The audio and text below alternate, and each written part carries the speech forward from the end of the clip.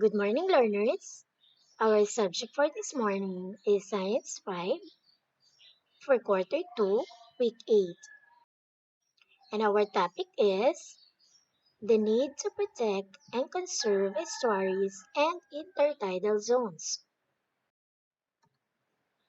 Like other ecosystems, estuaries and intertidal zones need to be protected because of the presence of organisms that are dependent on their unique conditions. Our country is rich in different forms of ecosystems because of the presence of so many rivers and long shorelines, like the Manila Bay, which has both intertidal zones and estuaries.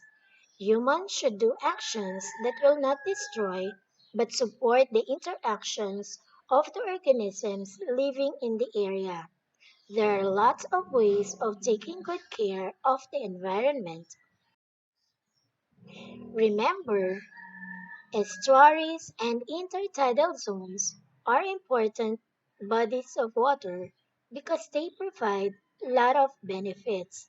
These areas are home to a lot of plants and animals which provide food, medicines, and other products. They also serve as a breeding ground and nursery of young aquatic animals. This time, let us answer Learning Task 1. Draw a smiley face on the action or activity that helps protect and conserve the estuaries and intertidal zones. For number 1, planting trees. For number 2, disposing garbage properly. For number 3, restricting fishing activities. Number 4, banning recreational birding. Number 5, avoiding oil leaks. Number 6, feeding the fish. Number 7, taking a bath with shampoo. Number 8, collecting starfish. And number 9, removing sea urchin. And for number 10, cleaning up the rivers.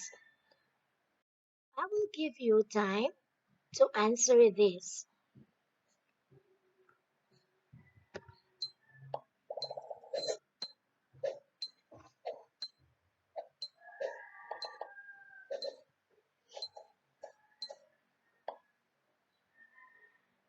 Okay,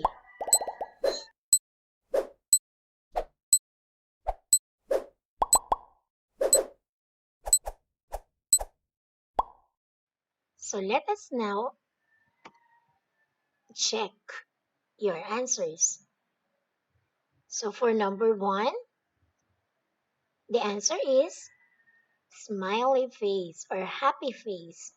Number 2, disposing garbage properly, happy face. Number 3, restricting fishing activities, happy face. Number 4, banning recreational birding, happy face. Number 5, avoiding oil leaks, happy face. Number 6, feeding the fish, happy face.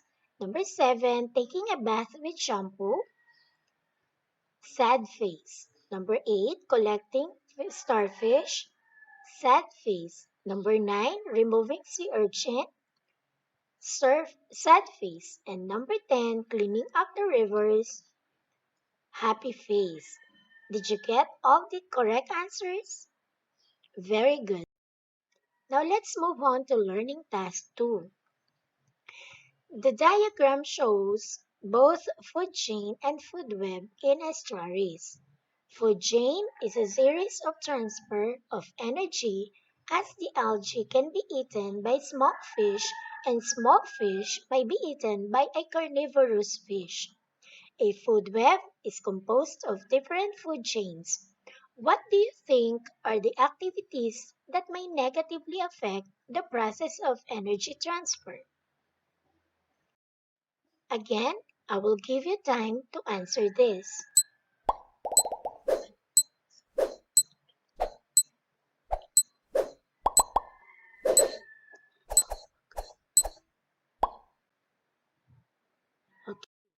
So again, check time. It's check time. So here is my answer. The following activities may affect the energy transfer, like dumping garbage in the river or any bodies of water, removing of sea urchins, and collecting starfish. About 90% of heat energy may be lost as heat or released during respiration through movement or in materials that consumer does not digest. The energy stored in undigested materials can be transferred to decomposers. Now, for learning task 4, now that you know the importance of estuaries and intertidal zones, as a student, you can do your part in protecting and conserving them. To show your support to the program entitled Save Manila Bay in a band paper, make a poster in indicating your proposed actions in cooperations and collaboration with your classmates. But remember, children, you have to submit your poster. And that concludes our lesson for this morning. I hope that you learned something today. Have a blessed morning, children.